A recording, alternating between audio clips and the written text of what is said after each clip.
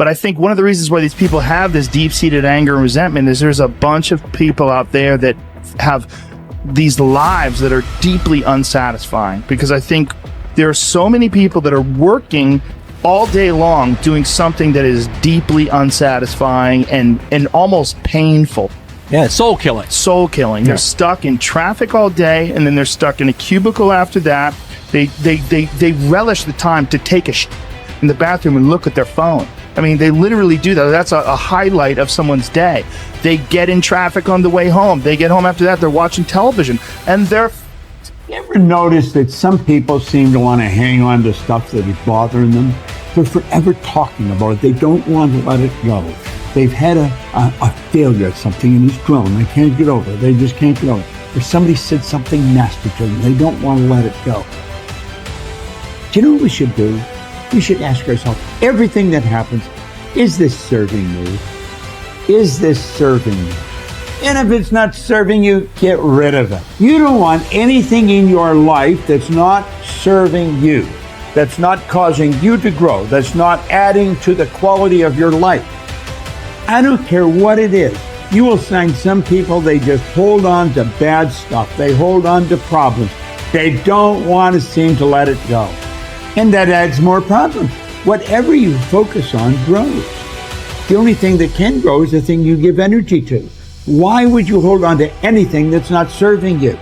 How bad does it have to get? I mean, to what denominator, to what lowest level do you have to reach before people really make up their mind to change? My message is, why wait? I mean, when you're feeling so altered emotionally, you feel so bad, that's the moment you could actually see yourself for the first time, because you're not answering your cell phone, you're not responding to all your texts, you're not watching TV, you're not going out to dinners, you're not calling people back. Something's altered in you, and you're starting to become self-aware, right?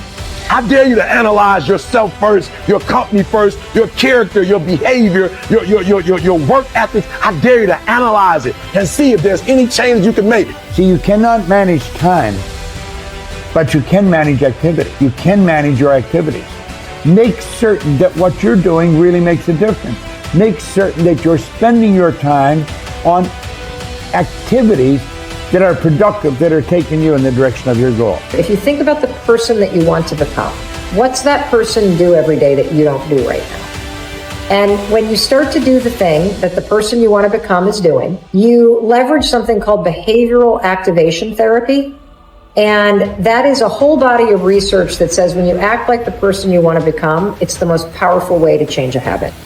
It's even better therapy than talk therapy, because the action proves to your brain that you're becoming that person. You're seeing the change through the action, and so then the brain catches up and starts to relate to you like a person that's confident, or a person who adores their appearance, or a person that celebrates themselves exactly as they are. Before you start the day, ask yourself, how do I want to think today? How do I want to feel? How do I want to behave? I mean, what would greatness look like? What would love look like today? What could I do that would be really cool for me at the end of the day? Say, wow, so I had a good day today. What would make me feel that way? And if you can't find an answer to that, start reading. Who reads anymore? Read a book. I read so many books a week. I know, I'm that way too. So read something about, you want to be wealthy? Read a book about someone who became wealthy, and get real and realize they may have failed 50 times before they actually pulled it off. Or what were their characteristics? What were their traits? What made them? It wasn't about the wealth, it was about who they became. That's the key, right? So fill your brain with a little knowledge, and then just start asking yourself, what's the greatest expression of myself that I can be today? And rehearse it. Rehearse how you're going to be. And then if it leads to a different choice, that's the unknown. Mm-hmm. And just know that it's not going to be predictable. It's going to be a little uncomfortable. That's where the magic happens. If you can stay relaxed and awake in the unknown, things get pretty exciting. When you're back to the known, you're back to the familiar. Don't expect anything to change in your life. And if you say it's that person or that circumstance, you defaulted and went back to the program of the victim, allowing your outer environment controlling your thoughts and feelings. If you truly do this well, this is what I discovered, if I truly feel the feelings of my future before they occur, and I live in that state, I'm no longer looking for it to happen. How could I look for it if I feel like it already has, right? So I try to stay in that state, because then I'm not separate from it, and that tends to be when the magic happens. There's no control anymore. There's no predicting. There's no perfectionism. There's none of. All there is just kind of an experiment. Like, I'm experimenting to see if I changed my thoughts and feelings, if my life will change, and that should be the experiment everybody has, and do it with curiosity, and do it with just seeing if the experiment works. If it doesn't, change something else about yourself until it starts to work. Deciding who are we going to be. You know, we shouldn't hope to end up one day a magnificent, strong, beautiful, capable, kind, loving person. We should start living like that today, hopefully, so that we become that. That who we become is not an accident, but hopefully a purposeful intent. That our days and how we approach our days are literally driven by the intention of who we're going to bring.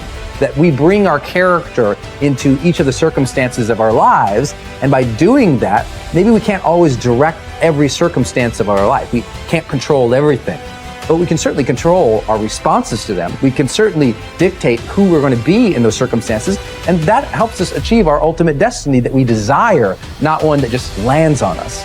I think the other thing that really comes to people's into their power is when they really discover that, you know, each of our days is something that we can also design. Not just design who we're going to be. How are you going to design your day? What's this day going to be about? What's going to get your attention? What's going to get your focus? And what should not be getting your focus is just your inbox, or just what I call browser blackout, clicking around on all these blue links or images, or swiping here and swiping there, and then losing 4 or 5 hours of your day. Because what ends up happening for so many people is they lose 2 or 3 hours to distraction each day, maybe 4 hours of distraction of television a day. And over the course of their lives, now a decade is gone of opportunity, a decade of missed opportunities to connect with your family, to achieve your dreams, to work a little harder, to contribute that thing you always contribute, to learn that skill that you wanted to learn. Like, we have to decide on our days. We have to design them. We have to wake up and decide what this day is going to be about, what's going to get done, what's going to deserve our focus, who will we reach out to, instead of just responding to everybody else's needs. Look back over your life and ask yourself, what activities, behaviors, or decisions have been most responsible for my success in life to date? You will probably find that less than 5% of the things that you have said or done have accounted for most of the success you have enjoyed. You may find that it was your unique ability to solve a particular kind of problem or to take advantage of a particular type of opportunity. You may find that your special talent was an interpersonal skill that enabled you to influence and persuade other people at a particular time and place. You may find, on analysis, that it was an ability to take charge and accept responsibility for accomplishing a particular goal. Whatever has been responsible for your successes in life to date may be a good indication what you should be doing in the future. Analyze your work based on the measure that I call return on energy. Leaders in every field deliberately apply their talents and energies where they can achieve their greatest return on the amount of energy, mental, emotional, and physical, that they invest in any endeavor. They refuse to take on jobs or work in areas where they cannot perform at exceptional levels. They treat themselves as valuable resources, and they spend their energies very carefully. One of the questions that you might continually ask yourself is this the best possible use of my time and energy? Is what you are doing right now the most valuable thing that you could be doing, given your particular combination of talents and abilities? Often answering this question will help you to see that there is a vast difference between what you are currently doing and what you should be doing if you want to be fulfilling more of your potential. Once you have chosen your ideal job or occupation for this stage of your career, your biggest responsibility is to make the decision to become very good and then to become excellent at what you do. In a lengthy study on successful Americans, the Gallup organization discovered that expertise, or being recognized by your peers as one of the very best in your field, was one of the essential ingredients for success in American life. We said before that self-confidence comes from positive knowing rather than positive thinking. It is only when you know that you are outstanding in your chosen field that you really feel terrific about yourself, and that you enjoy high levels of self-confidence. Men and women who are good at what they do and who know that they are good at what they do are very different from those who are only average. They walk and talk and dress and behave differently. They have an attitude of assurance and certainty about themselves that causes them to stand out in any group. They have a deep down sense of self-worth and self-confidence that is evident to everyone around them. The quality of a person's life is in direct proportion to their commitment to excellence, no matter what their chosen field.